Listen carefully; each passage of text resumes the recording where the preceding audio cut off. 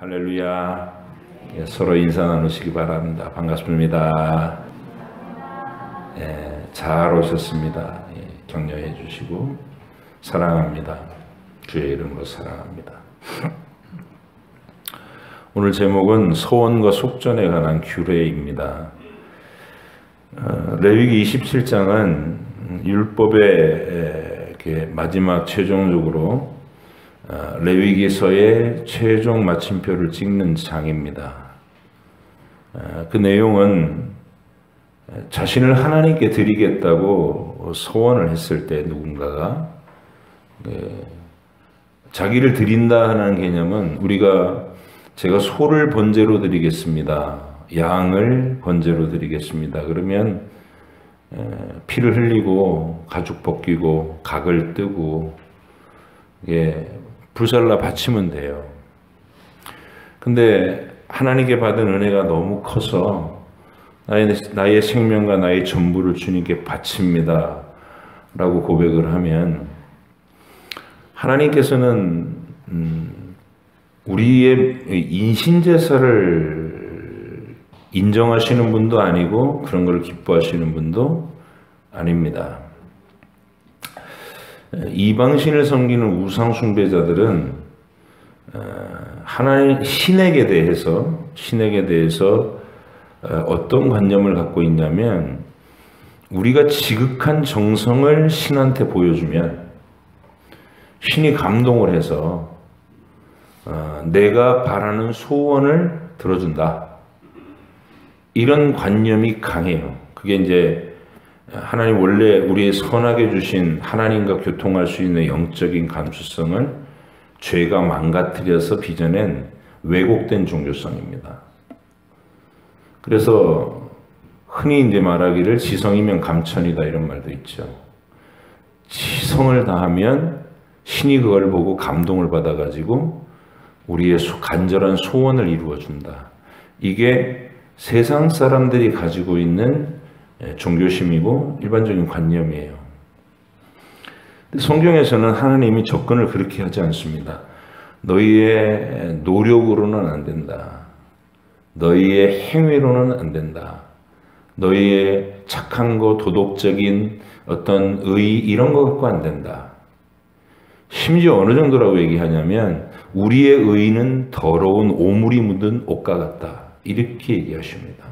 내 정성과 내 어떤 자기의 고행을 통해서 하나님이 기뻐하신다는 개념이 하나님이 인정하지 않으셔요. 구원은 하나님의 약속을 믿는 믿음으로 하나님과 관계를 맺도록 하셨다는 것이죠. 그래서 하나님 편에서 먼저 다가오시고 하나님 편에서 먼저 희생하시고 사랑을 보여주신 다음에 우리로 하여금 그 하나님의 큰 사랑에 반응하는 반응, 감사의 반응, 이걸 기뻐하신다. 성경은 계속 그걸 가르쳤어요. 근데 이 모세의 율법이 제정되던 당시에 이 이스라엘 주변의 이방 나라들은 그 인간들의 정성을 강조하다 보니까 어느 정도까지 갔냐면 재물을 더 큰 거, 더 비싼 거, 이게 비둘기보다는 양보다는 염소를, 염소보다는 소를 드리면 기뻐하시겠지. 이런 관념이 있었고, 그러니까 헌금 많이 드리면 기뻐하시겠지. 이런 관념이 있었고, 그거보다 더 극도로 자기의 헌신을 보여드리는 방편으로 자기 자식을 불살라 바치는 인신제사가 있었어요. 우리나라에도 있어요. 인신공양. 그죠?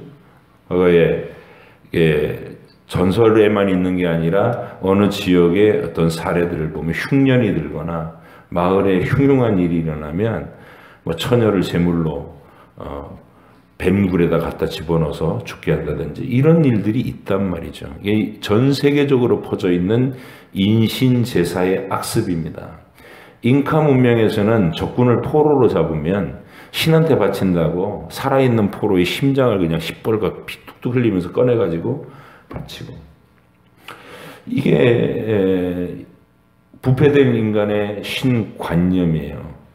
하나님은 오늘 레위기에서, 레위기는 철저하게 구원을 입혀주신 유월절 어린 양의 피로 심판을 면제하고 하나님의 백성 삼으신 그 백성들이 하나님을 알아가고 하나님과 사귐을 이루고서 하나님과의 깊고 신비로운 연합을 추구하는 거룩한 삶, 그러니까 하나님과 교제하는 법, 그게 레위기의 주제라 그랬어요. 주제.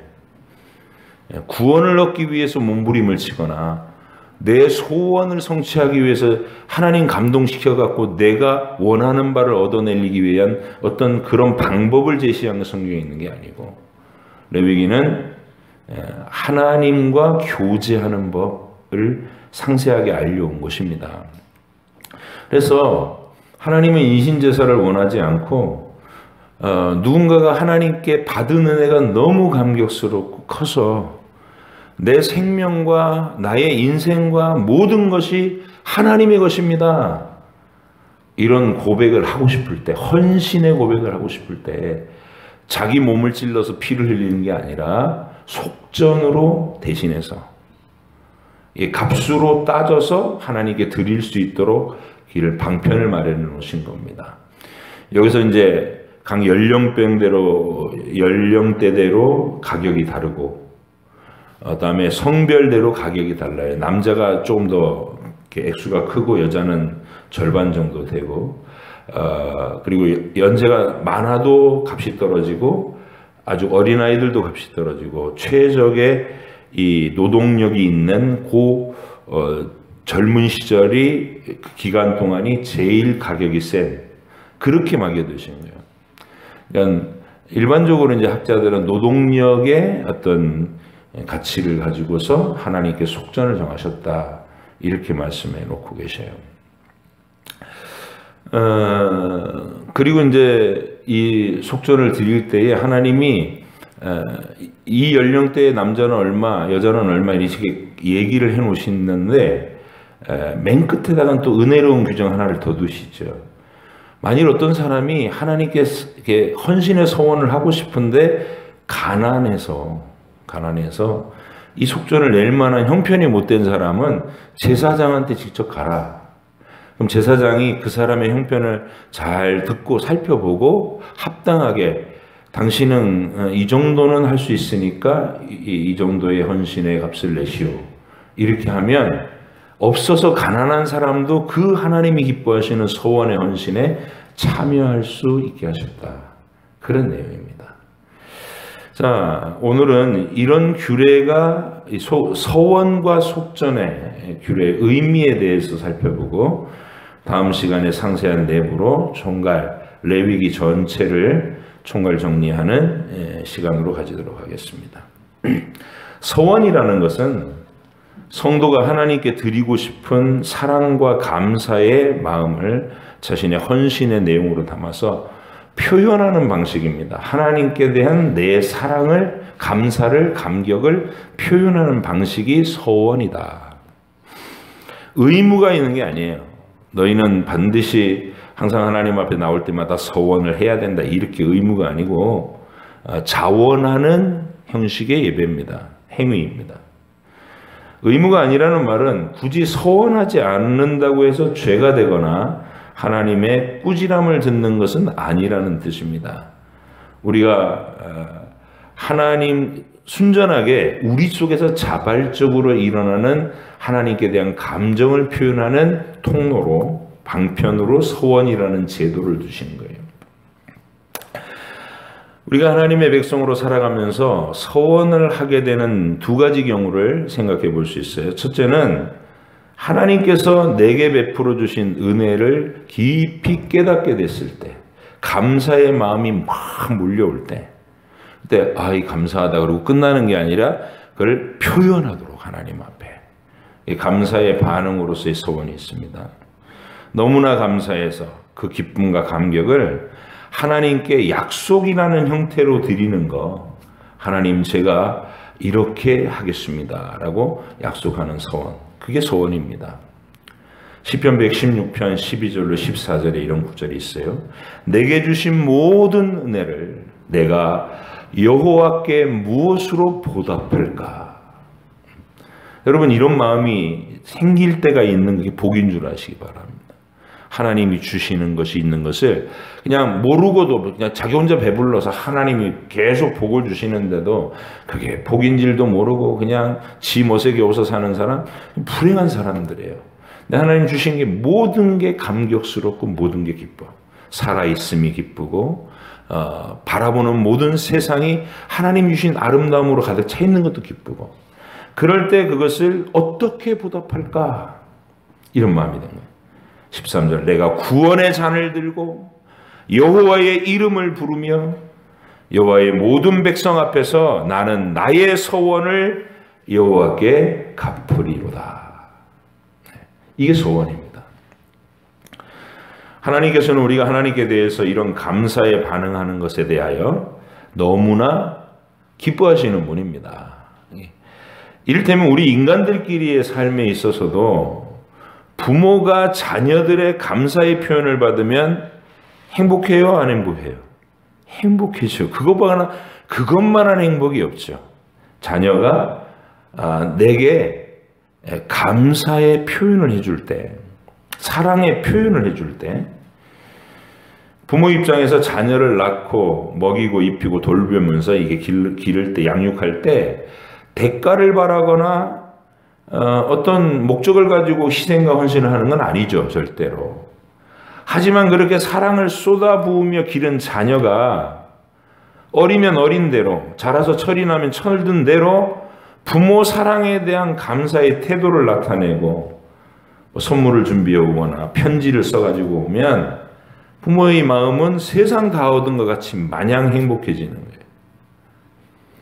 하나님께서 바로 우리의 소원과 그 소원을 지켜가는 우리의 삶의 태도를 보면서 그런 기쁨을 하나님이 누리신다는 거예요.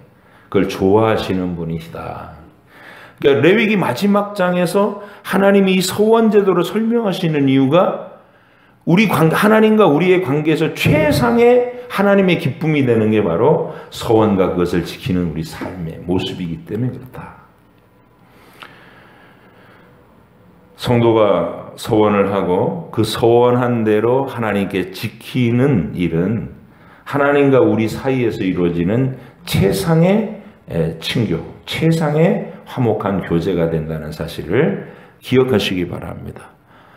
여러분의 마음에도 내게 주신 이 은혜를 어떻게 보답할까? 이런 마음이 수시로 일어나기를 축원합니다. 저는 레위기를 처음 강의할 때 이 사실을 깊이 강조했고 오늘도 계속 처음부터 얘기했어요. 레위기는 그냥 우리에게 하나님이 뭔가를 요구하고 우리를 억압하거나 착취하려고 하는 명령하달서가 아니라 교제의 지침서다. 하나님 자신의 좋아하고 싫어하시는 것을 알려주시는 거예요. 내가 싫어하는 것은 죄, 부정한 것, 그런 것들을 싫어하니까 너희는 이런 것들을 멀리하고, 내가 좋아하는 것들은 이런 것들, 정결한 것, 나실 소원, 그리고 하나님과 약속을 하고 지키는 것, 이런 거 좋아하는 하나님이니까 너희가 이런 것을 하나님과의 사귐에서 유념해라 하고 알려주신 내용이 되는 것이죠. 그래서 오늘 레위기 27장 마지막 장에다가 이 서원에 대한 규례를 적어 놓으신 것은 이 레위기의 본 취지와 너무나 잘 맞고 최종 절정의 마무리로서 가장 합당하다. 이렇게 이해를 하시면 되겠습니다.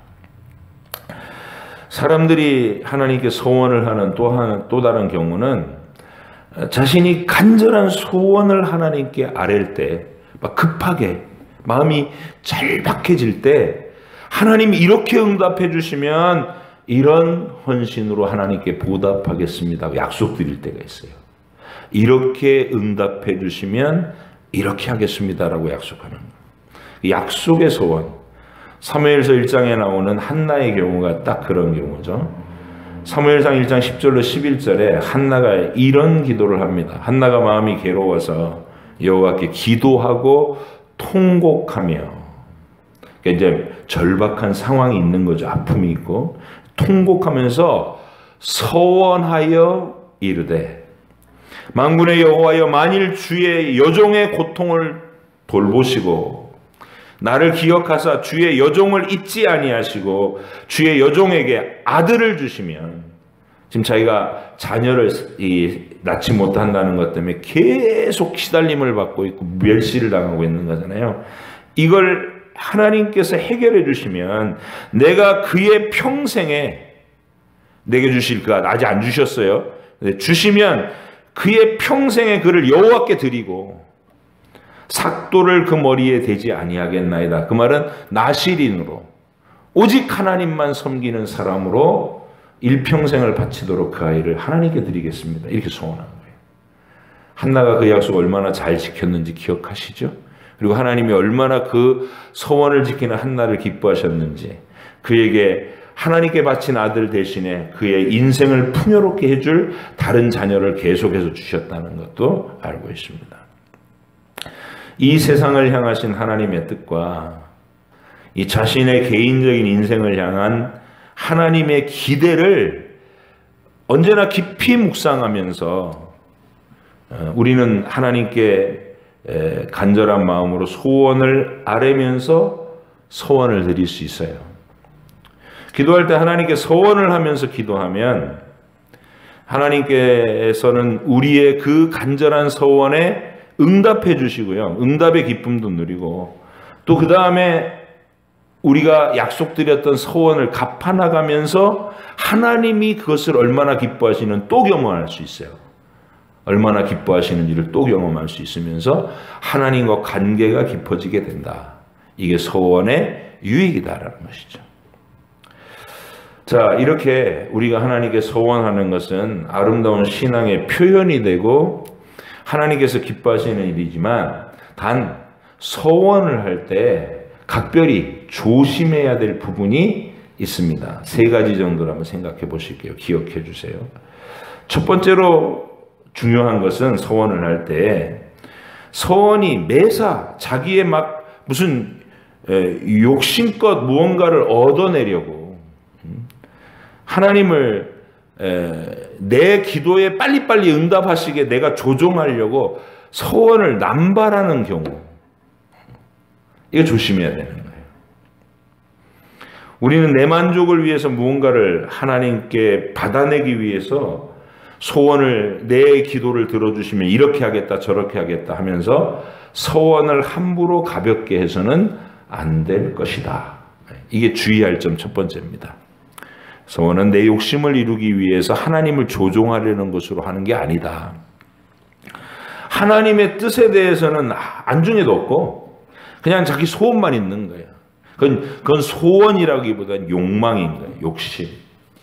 그러니까 그런 마음으로 그 욕심을 이루기 위해서 덜컥덜컥 하나님 앞에 이렇게 하겠습니다 저렇게 하겠습니다 하고 약속을 하면 실제로 응답해 주셔도 이게 소원을 지키지 못하는 경우가 많고, 자기가 함부로 했던 소원에 덜컥 올무가 되기도 하고 그래요. 그래서 우리는 소원을 하기 전에 자신이 응답받기를 원하는 내 간절한 소원 이 자체가 하나님의 뜻에 합당한지부터 깊이 묵상할 필요가 있다는 거예요. 그게 점검이 꼭 필요하다. 예수님께서 이런 경우를 우리에게 점검할 수 있도록 기도의 원리를 알려주신 내용이 있습니다. 요한복음 15장 7절이에요. 적어놓고 나중에 찾아보세요. 제가 읽어드릴 테니까. 요한복음 15장 7절이 기도에 대한 굉장히 중요한 주님의 원리인데 들어보세요. 너희가 내 안에 거하고 내 말이 너희 안에 거하면 무엇이든지 원하는 대로 구하라. 그리하면 이루리라. 아멘. 주님은 우리가 하나님께 기도할 때 무엇이든지 원하는 대로, 그러니까 소원대로 기도할 수 있다고 하시는 거예요. 그러나 이 약속에는 중요한 전제가 있다는 것이죠. 앞부분, 너희가 내 안에 거하고 내 말이 너희 안에 거하면 이라는 것이 전제입니다. 이게 무슨 말이냐? 우리가 예수님 안에 거한다는 말은 내가 더 이상 마귀에게 속한, 죄에 속한 내 멋대로 살아가는 인생이 아니고 거듭나서 예수님이 내 머리가 되고 내가 예수님께 연합을 해서 그의 몸의 한 부분이 되는, 예수님과 나와 하나가 되는, 마음이 같아지는 그 구원의 증거를 얘기하는 거예요. 거듭난 사람이라는. 너희가 내 안에 거하고, 그 다음에 구원을 받았어도 주님의 말씀이 내 안에 거할 때, 주의 말씀이 하나님의 뜻을 알게 해주는 이 말씀에 대한 풍성한 지식과 깊은 묵상이 이루어지고 난 다음에, 그러면 내 모든 소원이 하나님의 뜻과 같아진다는 것이죠. 그 전제하에 다듬어진 그 소원을 아뢰면 하나님이 응답하신다. 아멘. 굉장히 중요한 거예요. 전제를 충족시키고 거듭났느냐, 주의 말씀대로 기도하고 있느냐, 확신이 서면 그때 무엇이든지 담대히 구할 수 있다. 이게 주님의 약속이고 응답된다는 겁니다. 이런 교훈을 잘 표현해 준 복음성가가 있더라고요. 그럼 들어보셨을 거예요. 원하고 바라고 기도합니다. 이 세상을 살아가는 동안에, 음은 막 이탈이 될 거지만 이해하고 들으세요. 나의 힘을 의지할 수 없으니 기도하고 낙심하지 말 것은 주께서 참 소망이 되심이라. 여기서부터가 중요해. 하나님의 꿈이 나의 비전이 되고 예수님의 성품이 나의 인격이 되고 성령님의 권능이 나의 능력이 되길 원하고 바라고 기도합니다. 이런 노래예요. 하나님의 꿈이 나의 비전이 되고 예수님의 성품이 나의 인격이 되고 성령님의 권능이 나의 능력이 되는 거, 그 말이 너희들이 내 안에 거하고 내 말이 너희 안에 거하면, 이 말이에요. 여러분의 소원이 이렇게 다듬어지고 그 소원을 담대하게 아랠 때 주께서 응답하시는 경험을 하고, 여러분은 감격해서 또 하나님께 소원을 지켜드리고, 이런 아름다운 교제가 하나님과 여러분 사이에 무르익어 가시기를 축복합니다. 또 두 번째 주의해야 될 점은, 소원을 했으면 반드시 지키도록 해야 된다는 거예요. 내가 조금 이렇게 그날 흥분했어. 하나님 앞에 너무 감사해가지고, 하나님 내가 이번에 주신 것 중에 이만큼을 드리겠습니다 하고 좀 힘에 겹도록 했어.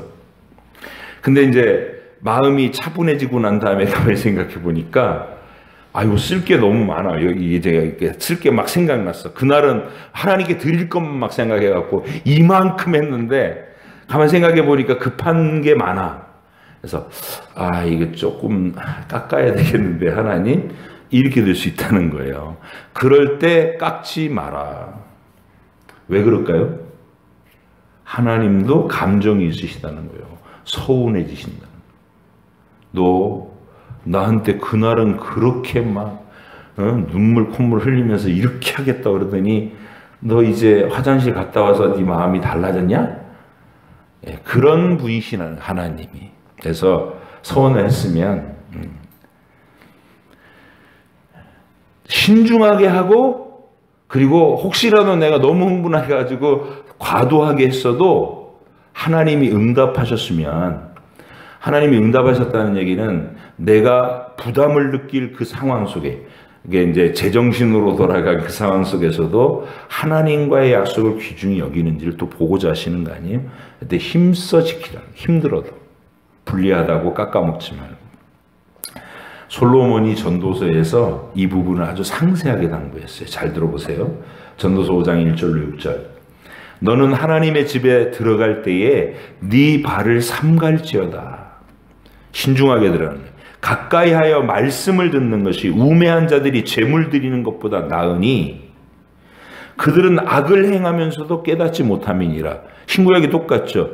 내 말이 너희 안에 거하면, 하나님의 말씀이 내 안에 풍성히 들어오면 너는 하나님 앞에서 함부로 입을 열지 말며 급한 마음으로 말을 내지 말라. 하나님은 하늘에 계시고 너희는 땅에 있음이니라. 그런즉 마땅히 말을 적게 할 것이라. 신중히 하라는 거예요. 걱정이 많으면 꿈이 생기고 말이 많으면 우매한 자의 소리가 나타나느니라. 네가 하나님께 서원하였거든 갚기를 더디게 하지 말라.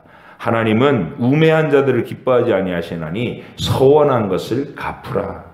서원하고 갚지 아니하는 것보다 서원하지 아니하는 것이 더 나으니.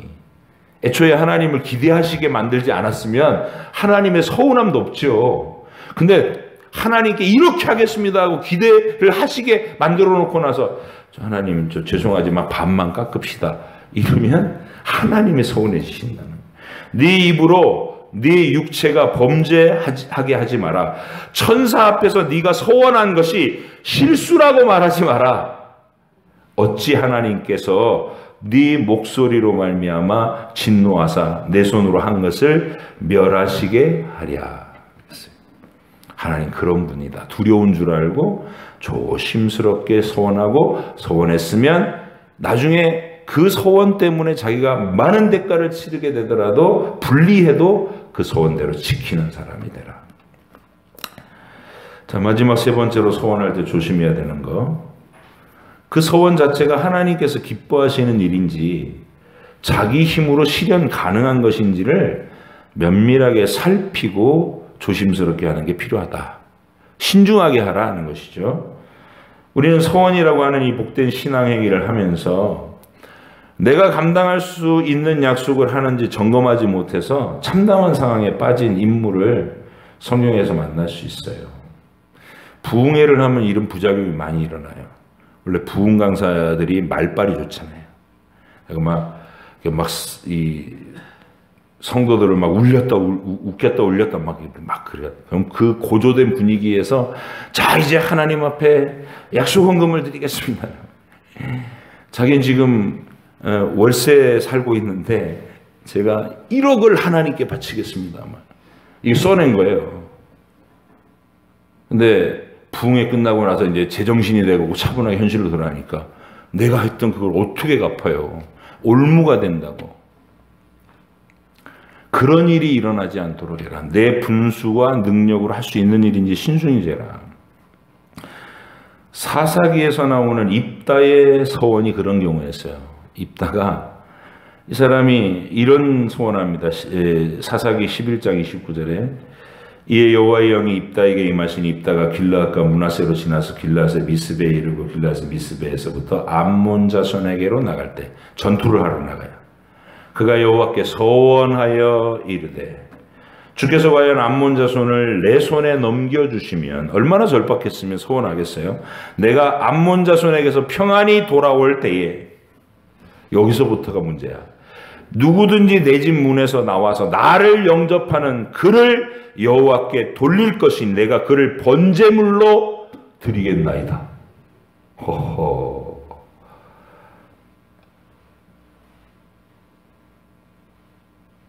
근데 이 일의 결과 여러분 잘 아시죠? 누가 뛰어나왔어요? 무랑동녀 딸이 뛰어났어요. 하나밖에 없는 딸이 뛰어나왔어요.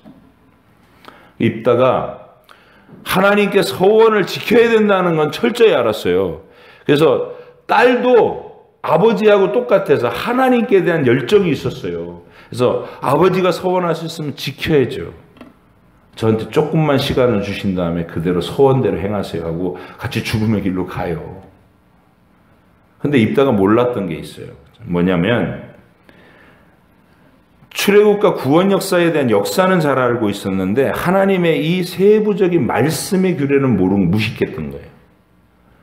이게 사람을 드린다고 서원을 했으면 레위기 오늘 본문만 알아서 우리처럼 오늘 본문만 제대로 읽었으면 이 딸을 진짜 죽여갖고 불살라 바치는 저 암몬족 속의 그모스 신앙 그런 거 따라할 필요가 없었단 말이에요.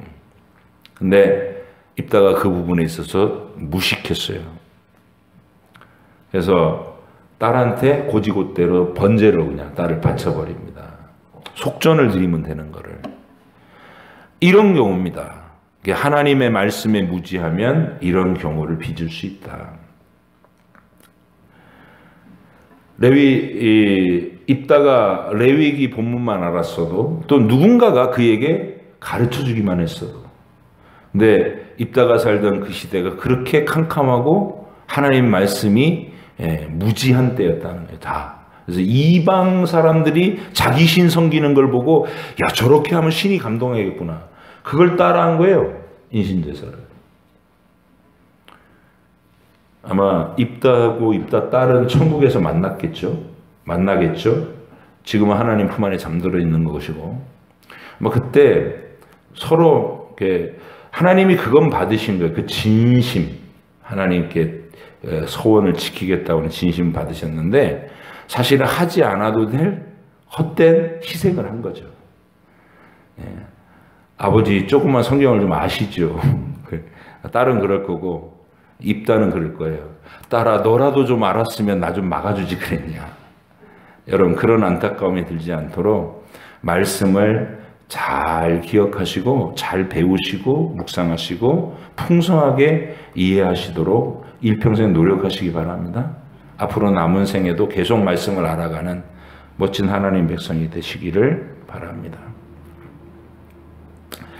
오늘 레위기 본문은 그렇게 누군가 사람의 생명과 전부를 하나님께 드리겠다고 서원했을 때 이방의 우상숭배자들처럼 진짜 자식을 불태워 바치거나 자기를 막 불속으로 던지거나 그런 거 안 해도 된다는 거예요. 불교에서도 그런 게 있더라고요. 인신공양한다고 아주 고승들이 가부좌 들고 딱 앉아가고 몸에 기름을 뿌려요. 거기다 불을 붙여. 그러면 혼자 이러고 이제 다 타서 죽을 때까지 버티는 거예요. 그걸 최고의 해탈의 어떤 방편으로 보고 다 있어요. 그게 이방 종교에는. 하나님 그거 기뻐하시지 않는다고. 우리의 생명을 나의 마음의 정성으로 표현해 바치는 방법을 제시하셨어요. 나랑 교제할 때 이렇게 하면 돼. 네가 불 속에 뛰어들 필요 없고 네 자식을 불태워 바칠 필요 없어. 이렇게 말씀해 주시는 소상한 하나님의 초대예요. 멋지죠, 우리 하나님이. 우리의 수준과 눈높이에서 우리의 감사의 반응을 기뻐하시는 하나님. 하나님께서는 언제나 우리에게 우리가 도달할 수 없는 가혹한 명령을 내리고 우리를 착취하는 분이 결코 아니십니다. 우리가 자기 능력을 초과하는 서원을 하고 올무에 빠지지 않도록 피할 방편을 늘 마련해 주시는 분이셔요. 서원할 때도요, 하나님이 안전장치를 여러 가지 해두셔요. 다른 본문에서 만약에 시집 안 간 딸이 하나님께 감사한 마음이 있어갖고 시집 안 간 자녀가, 결혼하지 않은 자녀가 젊은 청소년, 청년들인 거죠. 하나님께 감사를 해서 서원을 할 때 혼자서 덜컥하면 무효, 인정이 안 돼요. 그 서원은 누구의 결재를 받아야 되냐면 아버지의 결재를 받아야 돼요. 아버지한테 가서 서원을 고백하는, 아버지 제가 하나님께 감사해서 이런 서원을 드려도 될까요? 아버지가 듣고 그래, 그건 네가 할 수도 있는 분량이고 그렇게 하나님께 표현해 드리면 하나님이 정말 기뻐하시겠다. 딸아, 아들아, 잘했다. 하나님께 그 소원을 갚아드려라, 이루어드려라. 격려하면 그 소원을 지키는 거예요. 안전장치. 부부지간에도 혼자서 덜컥 소원을 하면 무효. 반드시 서로 상호간에 이렇게 검증이 되게끔. 상대방한테 내가 소원을 이렇게 하려고 하는데 어떻겠어요? 아, 그래, 우리 같이 함께 하나님 앞에 그 소원을 이룹시다. 이러면 유효. 드리면 되고, 남편이 들었는데 여보, 아니 그건 내가 들어볼 때 너무 지나쳐. 우리의 형편과 분량이 그렇게 하려고 그러면 우리가 스스로 올무들어서 이 시험 들어 하지 마. 요만큼으로 낮춰. 이러면 조정이 되게끔. 이렇게 서원하는 과정에서도 안전장치를 주시고, 그리고 서원을 덜컥 했는데 올무에 든다. 그때도 그것을 속전으로 하나님 앞에 자백하고 속전으로 이렇게 하나님께 변상을 하고 자기가 잘못 서원한 것들을 물을 수 있는 길을 마련해 놓으셨다는 거예요. 이게 하나님이 우리를 향한 긍휼과 은혜이다. 여러분이 이런 하나님을 생명의 구주로 섬기고 있고 그 하나님과 일평생 사귐을 이루어 가시는 겁니다.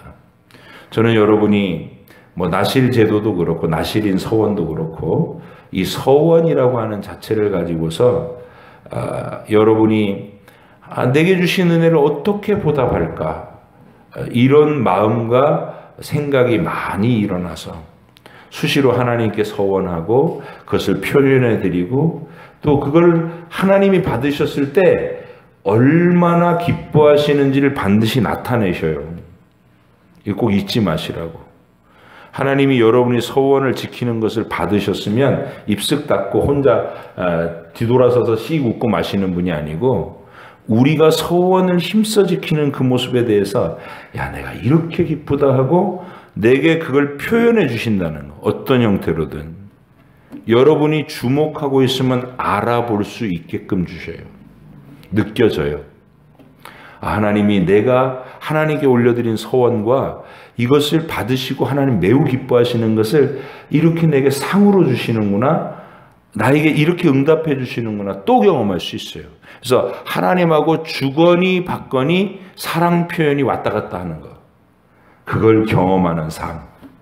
그게 여지껏 레위기에서 그런 교제를 가르쳐 오셨고 그 교제의 절정을 서원이라는 것으로 하나님 표현하신다. 자, 오늘 이 밤을 기점으로 해서 여러분이 하나님을 그냥 막연한 관념의 신으로 대하지 말고 하나님하고 사랑의 교제를 계속해 나갈 수 있는 나는 서원하고 그것을 지켜서 드리고 하나님 그걸 받고 기뻐하심을 나타내고 표현해 주시고 이렇게 이게 신앙생활이고 이게 믿음의 인생이다라는 것을 꼭 기억하셔서 여러분 오늘 이 말씀을 선포받고 여러분 일상생활 속에서 기대감을 가지셔야 돼요. 하나님께 서원했고 내가 약속을 지켜드릴 때 하나님이 어떤 방식으로 나한테 반응해 주실까? 이 기대감을 가지고 여러분의 하루하루를 관찰해 보시는 거예요. 그러면 하나님이 표현해 주신다는 거. 그건 제가 어떻게 뭐라고 딱 이렇게 얘기할 수는 없는데 하나님이 다양한 방식으로 여러분이 분명히 알 수 있는 느낌으로 방법으로 여러분에게 그 기뻐하심을 나타내 주신다. 그런 거를 누리면서 하나님 안에서 행복한 신앙생활을 하시는 소부정함교회 여러분 되시기를 주의 이름으로 축복합니다. 기도하겠습니다.